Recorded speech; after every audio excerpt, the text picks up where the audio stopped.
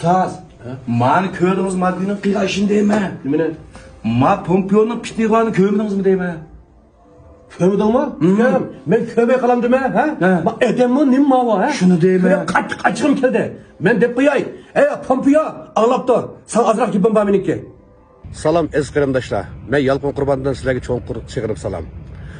Men o'z ortiqchiligim bilan tirishib, xalqqa ozdir ko'p turib, ma'naviy madaniyat ato qildim. Men yaqinda Tordan shu Pompeo ismli bir kishiniki bizningki Uyg'urlarga bo'lgan har xil sabtablarni anglab, nayt g'azablandim, ham qattiq achchig'im keldi. Mana ko'rib turibsizlar, biz san'atkor. Bizning madaniyatimiz cheklanib o'chirgani yo'q. Yizda tushib o'yin qo'yish o'rlashtirdi. Uning ayrim yilda haq berdi. Mana hamma yizda dehqon san'at demeklari bor. Men bu gapni anglab qattiq hayron qoldim. Ko'pchilik hammamiz kallamiz silkib o'taylik.